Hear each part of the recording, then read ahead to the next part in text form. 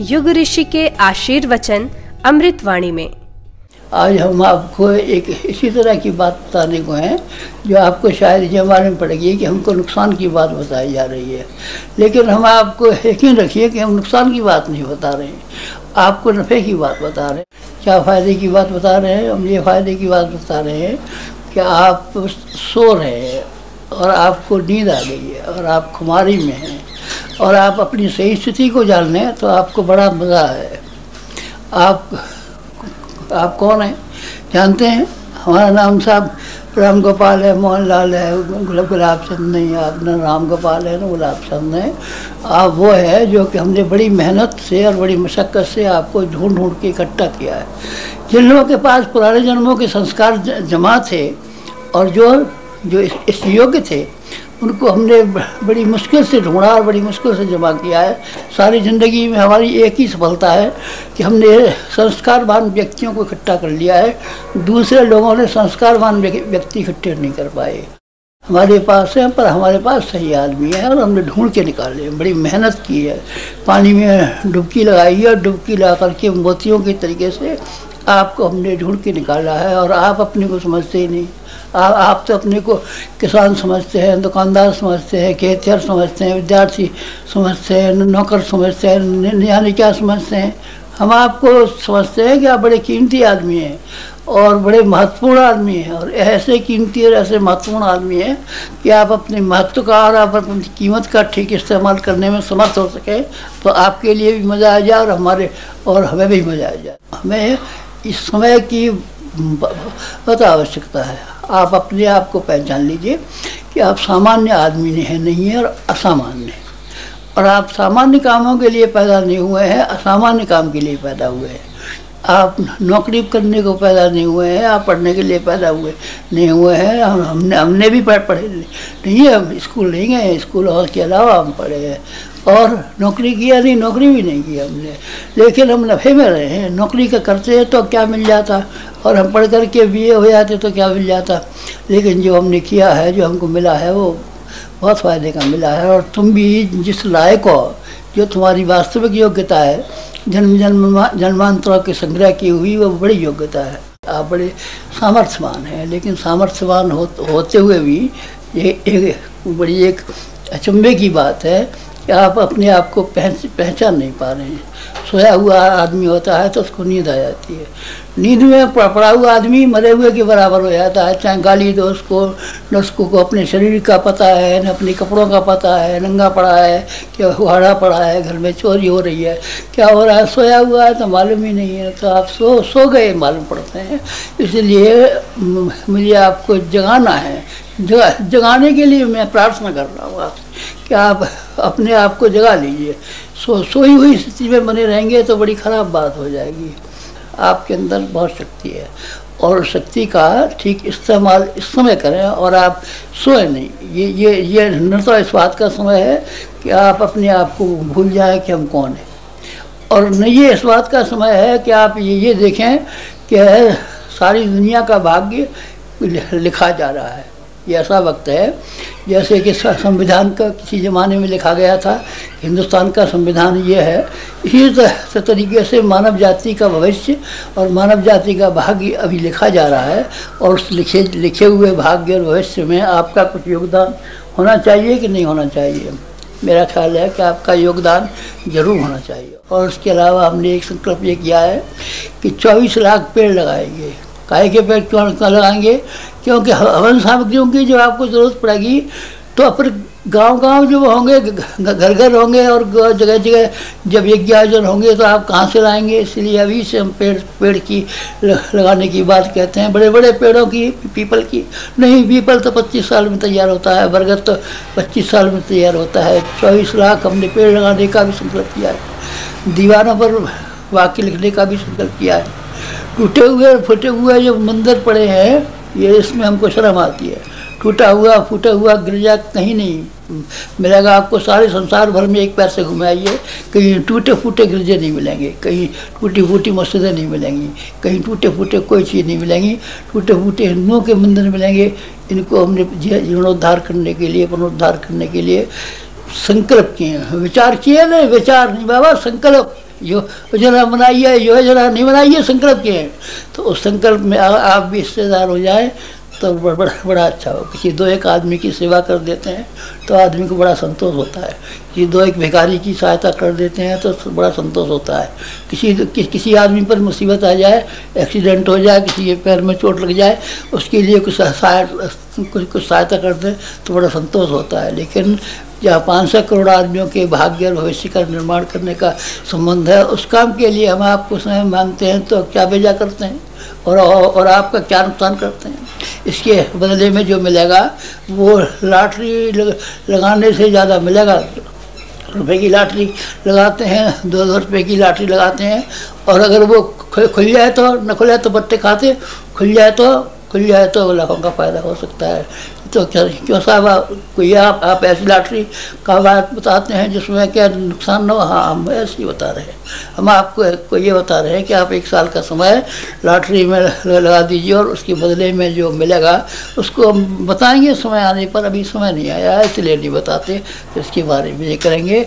अभी तो आपसे 1 साल का समय की याचना करते हुए और इस समय की बात समाप्त करते। सूक्ष्म उपस्थिति में विराजमान शक्ति स्वरूपा माताओं, बहनों और भाइयों, गंगा दशहरा और गायत्री जयंती का पावन दिन, 2 अलग अलग कालों में 2 अलग अलग आत्माओं ने एक जैसे मिलते जुलते लक्ष्य को लेकर इस धरती पर अपनी कार्यप्रणाली शुरू की। एक ने आध्यात्म की गंगा प्रवाहित की तो दूसरे ने स्थूल की गंगा प्रवाहित की। एक बार ऋषि विश्वामित्र के मन में आया कि शरीर छोड़ने के बाद तो आत्मा स्वर्ग चली जाती है अपने कर्मों के आधार पर क्यों न ऐसा कुछ किया जाए कि सत शरीर कोई स्वर्ग जा सके।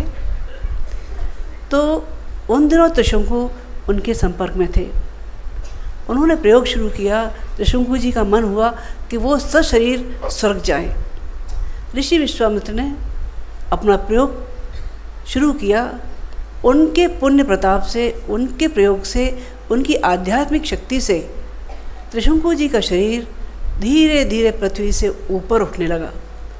ऊपर उठते उठते वो और ऊंचा पहुंचा तो स्वर्गलोक में हाहाकार मचा। उन्होंने सोचा प्रकृति के नियमों से ये एकदम सर्वथा विरुद्ध है। आत्मा शरीर छोड़ने के बाद स्वर्ग में आती है अपने कर्मों के आधार पर। अगर सशरीर आने लगी तब तो प्रकृति का नियम गड़बड़ा जाएगा। देवताओं ने मिलके उनको वहीं रोक दिया, उनको स्वर्ग में प्रवेश का मौका ही नहीं दिया। अब त्रिशंकु जी की मुश्किल आई। क्या मुश्किल आई? नीचे से तो ऊपर चले गए, ऊपर वालों ने घुसने नहीं दिया। फिर क्या हो गया? वो बीच में अटक गए। तो उन्होंने फिर ऋषि विश्वामित्र को आह्वान किया। उन्होंने कहा, ऋषिवर, मेरी हालत तो अधर्म लटके की है, न मैं इधर हूँ न उधर हूँ, मेरी कुछ मदद कीजिए। ऋषि विश्वामित्र सोचने लगे अब ऐसे में क्या किया जाए। उन्होंने माँ आद्यशक्ति का आह्वान किया और उन्होंने नए स्वर्ग को धरती पर अवतरण करने का संकल्प लिया और उनके लिए नया स्वर्ग बना दिया।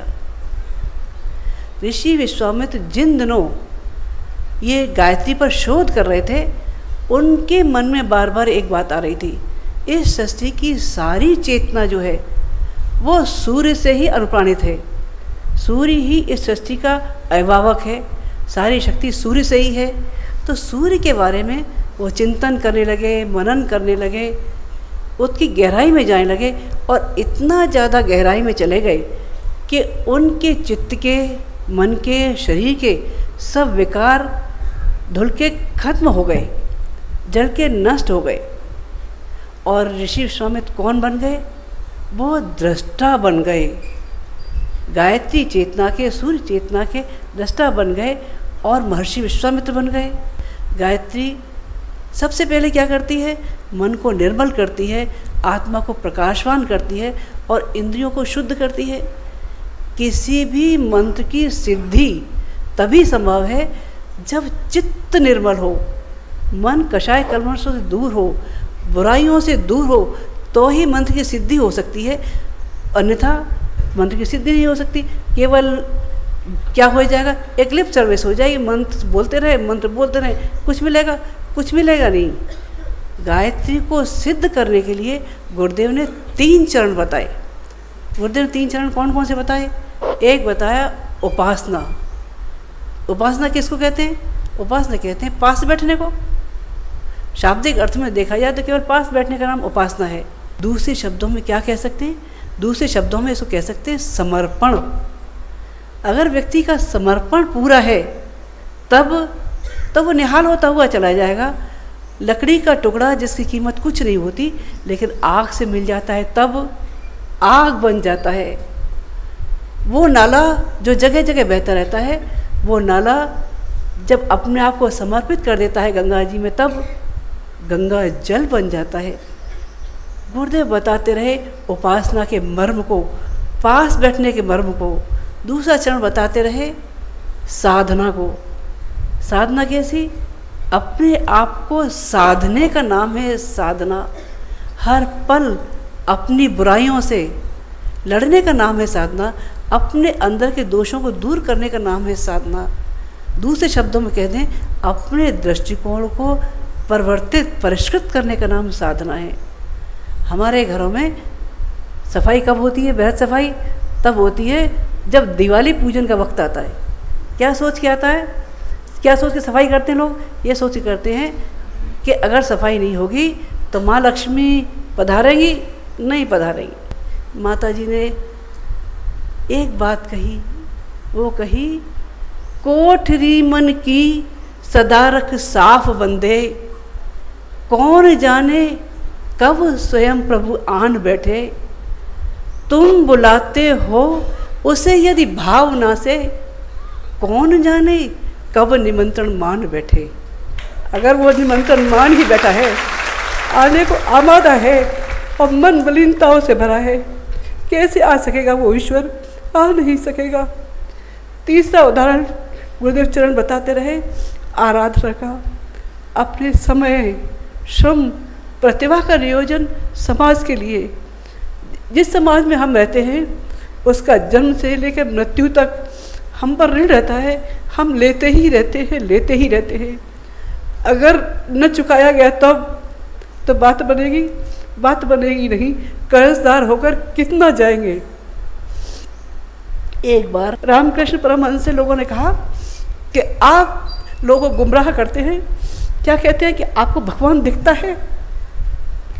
हमको तो नहीं दिखता। बोले नहीं, हमको दिखता है। बोले आप दिखा सकते हैं? बोले हाँ, हम दिखा सकते हैं। बोले अच्छा, तो कल सुबह आ जाना। दूसरे दिन सुबह उन्हें बुलाया।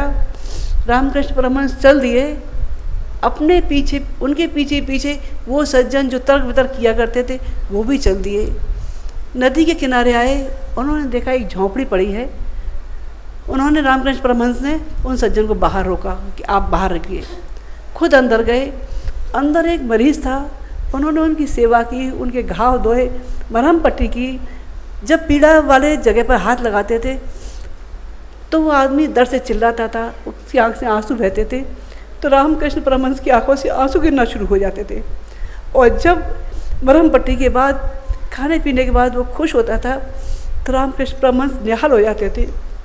थोड़ी देर तक वो सज्जन ये सोचते रहे अंदर बैठे बैठे क्या कर रहे हैं। उन्होंने जब झांक के देखा तो उन्होंने देखा कि सच्चा व्यक्ति तो वही हो सकता है जो दूसरों में अपनी पीड़ा को देख ले या दूसरों की पीड़ा में भगवान को देख ले। जैसे ही रामकृष्ण परमहंस बाहर निकले, वो व्यक्ति चरणों में गिर पड़े। उन्होंने कहा साक्षात आपने भगवान को देखा है और मैंने आपके अंदर भगवान को देखा है। व्यक्ति निहाल होता हुआ चला गया। साइंस के आधार पर गायत्री मंत्र इतना उपयोगी, इतना महाशक्तिशाली मंत्र है कि आज के वैज्ञानिक भी मानते हैं भी मंत्र को लय, ताल, गति और भावनाओं प्रोक कर एक साथ बोलते हैं तो महाशक्तिशाली हो जाता है। वैज्ञानिक कहते हैं कि अगर गायत्री मंत्र को एक साथ आधे भारतीय भी एक साथ एक समय में 3 घंटे तक लगातार जाप कर लें तो उससे पैदा होने वाली बिजली 60,000 खरब मेगावाट पैदा होगी, जो भारत में पैदा होने वाली बिजली से 8 गुना ज़्यादा होगी। आज के वैज्ञानिक भी ये मानते हैं। गुरुदेव कहते रहे कि गायत्री मंत्र 33 कोटि देवताओं को जपने वाले मंत्र का सार है। उनके जीवन के 3 प्रेम रहे, 3 अभिभावक रहे, 3 संरक्षण रहे। कौन कौन से रहे? एक को वो माँ गायत्री कहते रहे, जिसको दूसरे शब्दों में अमृत भी कहते रहे। दूसरे उनके संरक्षण रहे हिमालय, जिसको वो पारस भी कहते रहे। तीसरे संरक्षक रहे उनके गुरु, जिसको वो कल्पवृक्ष कहते रहे। गायत्री मंत्र साक्षात अमृत है। गायत्री मंत्र का अमृत जिसने पी लिया वो निहाल हो गया। इस जन्म के तो क्या, पिछले जन्मों के भी कसाय कर्मश दूर हो जाते हैं। गुरुदेव ने इस मंत्र का अमृत पिया, पता नहीं कितनों को जीवन दान दे दिया। आप में से पता नहीं, पुराने लोगों में से कितने लोग हैं नहीं पता। घटना बहुत पुरानी है। गुरुदेव नवसारी कार्यक्रम में गए। नवसारी कार्यक्रम में जहाँ ठहरे थे, वहाँ कार्यक्रम करने के बाद रात को विश्राम कर रहे थे। तो जिनके यहाँ ठहरे थे उनके साथ में मगन भाई गांधी थे। थोड़ी देर में नीचे घर में शोर शराबा होने लगा। मगन भाई गांधी जी को हार्ट अटैक पड़ गया। डॉक्टर ने उनको मृत घोषित कर दिया। पंडित लीलापत जी उनके साथ थे। सोचते रहे गुरुदेव अभी विश्राम में है, अभी कैसे उनको जगाएं, क्या करें। लेकिन गुरुदेव तक उनकी चेतना की बात पहुंच गई। गुरुदेव ऊपर से उतर के आए, बोले क्या बात है? बोले मगन भाई को डॉक्टर ने कह दिया है ये अमृत है, इनके अंदर जान नहीं है। गुरुदेव ने सबको शांत किया। थोड़ी देर ध्यान की मुद्रा में बैठे और ध्यान की मुद्रा में बैठने के बाद 3 बार सिर पे हाथ फिराया और 3 बार छाती पे हाथ फिराया और कहने लगे मगन भाई बेटा उठो, अभी तुम्हें बहुत काम करना है, अभी तुम्हें बहुत काम करना है। मगन भाई उठो उठो, और तीसरी बार उठो कहना था। मगन भाई उठ के बैठ गए। आज उनकी, और उसके बाद उन्होंने 20 साल तक गुरुदेव के साथ काम किया। आज उनकी तीसरी पीढ़ी भी मिशन के काम में लगी हुई है। ये गायत्री मंत्र का अमृत जिसने पी लिया, जिसने स्वाद चख लिया, वो निहाल होता हुआ चला गया। अगला गुरुदेव ने हिमालय को पारस बताया। पृथ्वी की सारी शक्तियों का ध्रुव केंद्र हिमालय, जहाँ से भौतिक शक्तियाँ भी आती हैं और आध्यात्मिक शक्तियाँ भी आती हैं। ऋषि मुनियों से लेकर देवताओं से लेकर सबका वास कहा जाता है। गुरुदेव वहाँ जाते रहे, शक्ति अर्जित करते रहे। वो कहते रहे ये वो पारस है जिसके पास लौह कण भी जाके कुंदन बन जाता है, सोना बन जाता है। गुरुदेव ने हिमालय की छाया में, हिमाच्छादित चोटियों में उनका व्यक्तित्व इतना विराट और शीतल हो गया कि जो भी कोई उनसे मिलने आता, वो चाहे कितना ही तपन से भरा होता, कितना ही दुख से भरा होता, वो शांति पाकर निहाल हो जाता। और तीसरे उनके अभिभावक, उनके संरक्षक, उनके कल्पवृक्ष दादा गुरु ही रहे। दादा गुरु वो रहे जिन्होंने अपने शिष्य के भावों पर अपनी सारी शक्तियाँ, अपनी सारी सिद्धियाँ न्यौछावर कर दी। पर कब न्यौछावर कर दी? जब शिष्य की श्रद्धा देखी, समर्पण देखी। गुरुदेव ने अपने गुरु के आदेश के पीछे कभी पीछे मुड़ के नहीं देखा। उन्होंने जो कह दिया सो करना ही है। गांव की संपत्ति 2000 बीघे ज़मीन गांव की गांव में दे दी। माता जी के जितने जेवर थे तपोभूमि के निर्माण में तपोभूमि को दान दे दिए। अपनी चित्त, बुद्धि, अपने भाव गुरुदेव के कहने पर सब समाज के लिए अर्पित कर दिए। अपनी लेखनी चलाई तो मनुष्य को देवत्व की ओर कैसे मोड़ा जा सकता है, इनके भविष्य का निर्माण कैसे हो सकता है, उसकी ओर करते हुए चले गए। अपना अंतन बांसुरी की तरह से खाली कर दिया। कैसा खाली कर दिया? एक बार गोपियों ने पूछा, रे बांसुरी तू तो लकड़ी की है, बोलिए हम तो सजीव हैं, कृष्ण को इतना प्यार करते हैं, हर पल उसको चाहते हैं, लेकिन एक दूसरे के हरकत होठों से लगी रहती है। बांसुरी कहने लगी कि रे गोपियों मुझसे क्यों ईर्ष्या करती हो? मेरी तरह से अपना अंतरंग खोल के तो देखो। मेरे अपने अंदर की हर गांठ, अपने इष्ट आराध्य के चरणों में समर्पित कर दी। मेरे अंदर से वो ही स्वर बजे जो मेरे इष्ट आराध्य ने चाहे हैं। गुरुदेव बांसुरी की तरह से अपने गुरु सत्ता के स्वर पर ही स्वर बजाते रहे, और कोई स्वर बजा और कोई स्वर नहीं बजा। गुरुदेव के यही 3 संरक्षक, 3 अभिभावक, 3 प्रेम की धाराएं रही। आज गंगा दशहरा का वो पावन दिन भी है जिसमें भागीरथ ने करुण पुकार करी थी अपने पितरों के लिए। कपिल मुनि के शाप से ग्रसित 60,000 पुत्र जो आग में जल रहे थे, अपने कुकर्मों की आग में थे, माँ गंगे को आह्वान किया, माँ अगर मैं अपने लिए मांगूँ तो मना कर देना, लेकिन लोक मंगल के लिए माँ अवतरित हो। इस वसुंधरा पर लोग प्यासे हैं, जन जन के कल्याण के लिए स्वर्ग से अवतरित हो।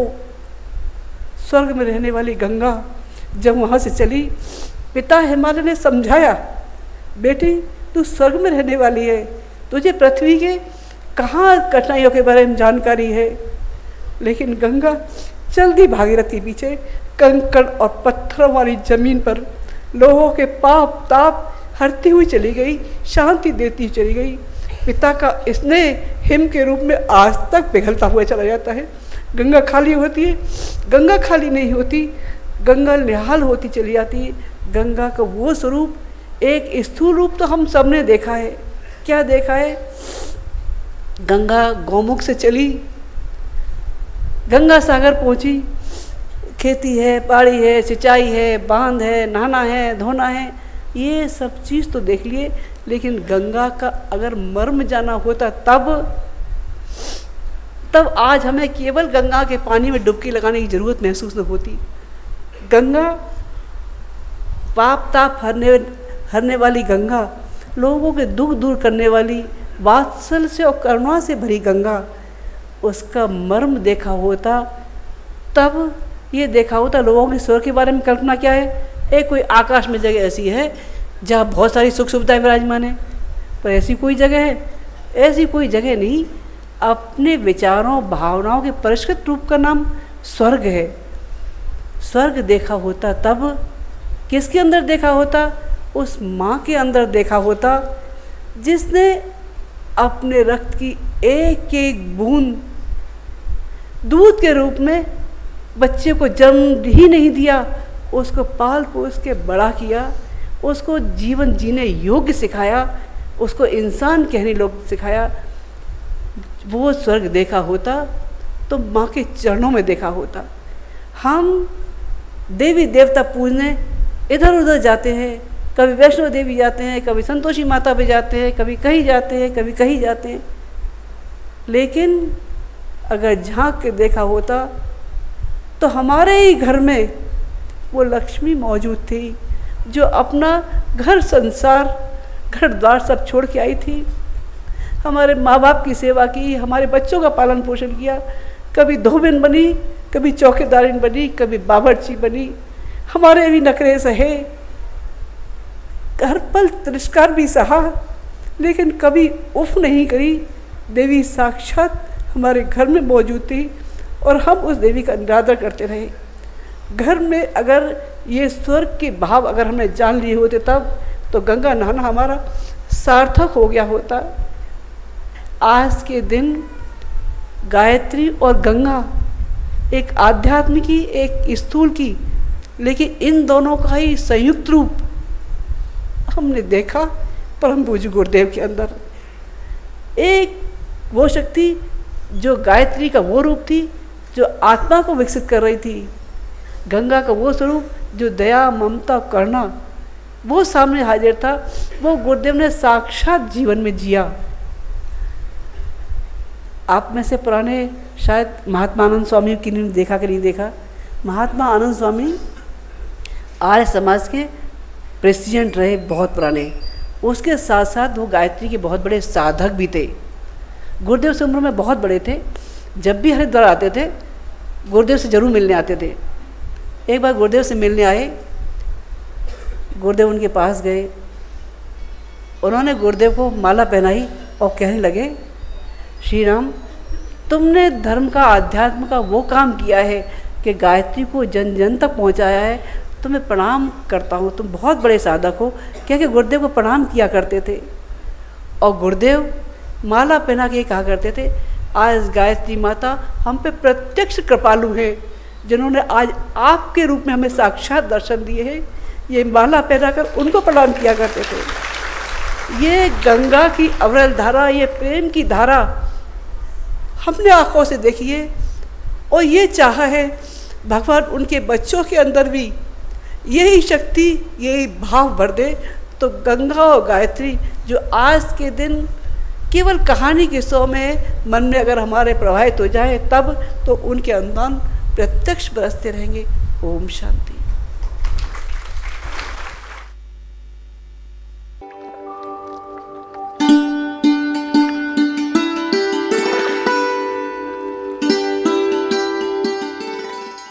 महात्मा गांधी ने कहा था, किसी भी देश की महानता और उसकी प्रगति वहाँ जानवरों के साथ होने वाले बर्ताव से आंकी जा सकती है। आज जन सामान्य मांसाहार उद्योग से जुड़ी हिंसा और क्रूरता के बारे में जागरूक हो रहा है। निरीह पशुओं की पीड़ा और पर्यावरण पर उसके बुरे प्रभाव को वैज्ञानिक दृष्टि से देखने की आवश्यकता है, जो कि स्वस्थ एवं समुन्नत जीवन के लिए एकमत से शाकाहार का समर्थन करती है। प्राकृतिक रूप से मनुष्य मूलतः शाकाहारी है। जीव विज्ञान के वर्गीकरण के अनुसार मनुष्य की गिनती शाकाहारी प्राणियों में होती है। कैनाइन टीथ, जो कि हड्डियां चबाने एवं तोड़ने के काम आता है, मनुष्यों में ज़्यादा विकसित नहीं है। मांसाहारी प्राणियों के पेट के आंतों की लंबाई शाकाहारी प्राणियों की तुलना में बहुत कम होती है, जिससे वे बिना पचा मांस आसानी से निकाल देते हैं, जबकि शाकाहारी प्राणियों की आंतों में ये कई दिनों तक जमा रहकर अनेक प्रकार की बीमारियों को जन्म देता है। लार में हाइड्रोक्लोरिक अम्ल की मात्रा शाकाहारी प्राणियों में मांसाहारी प्राणियों के मुकाबले बहुत कम होती है। हाइड्रोक्लोरिक अम्ल मांस को पचाने में सहायक होता है। मांसाहार लाखों जानवरों की पीड़ा और दुख का कारण है। फिर भी इसके समर्थन में यह तर्क दिया जाता है कि हमें शरीर की आवश्यकताओं के लिए इसकी ज़रूरत है। प्रोटीन हेतु मांस एवं अंडे आदि लेने की कोई आवश्यकता नहीं है। ये कई प्रकार की बीमारियों के कारण बन सकते हैं। मांस में फाइटिक एसिड की मात्रा बहुत अधिक होती है, जिससे गठिया नामक रोग उत्पन्न होता है। सामान्यतः अंडे बैक्टीरिया एवं वायरसों का घर होते हैं, क्योंकि इन्हें सही तापमान पर बनाए रखना कठिन होता है। मांस सामान्यतः बैक्टीरियाओं के अलावा एंटीबायोटिक दवाओं, हार्मोन और रसायनों से दूषित होता है, जो कि स्वास्थ्य के लिए बहुत हानिकारक होता है। मांस में मौजूद वसा और प्रोटीन से धमनियों में अवरोध उत्पन्न हो जाता है। साथ ही इससे एलर्जी, त्वचा रोग और अस्थमा का खतरा भी बढ़ जाता है। अच्छे स्वास्थ्य के लिए खून क्षारीय यानी अल्कलाइन होना चाहिए, जिसकी माप पीएच से की जाती है। सामान्य पीएच मात्रा 6 होती है, जो कि फल एवं सब्जियों द्वारा आसानी से बनाई रखी जा सकती है।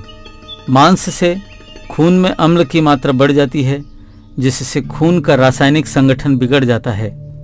शरीर के कोशों को इस अम्ल को निकालने में अतिरिक्त दबाव पड़ता है, जिससे किडनी खराब हो सकती है। लीवर पर भी इसका बहुत बुरा प्रभाव पड़ता है। हृदय रोग, जो संसार की सबसे अधिक प्राणघातक बीमारियों में से है, पूर्णतया साध्य है। चिकित्सकों की राय में हृदय रोग का सबसे बड़ा कारण मांसाहार है। शाकाहार द्वारा हृदय रोग की संभावनाओं को 30% तक कम किया जा सकता है। आहार जनित कई प्रकार की बीमारियों से शाकाहारी सहज ही मुक्त रहते हैं।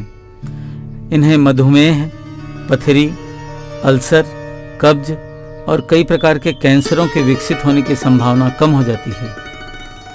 सामान्यतः ये बीमारियां संतृप्त चर्बी और रेशों की कम मात्रा से होती है। आहार से विचार एवं भावनाएं प्रभावित होती हैं।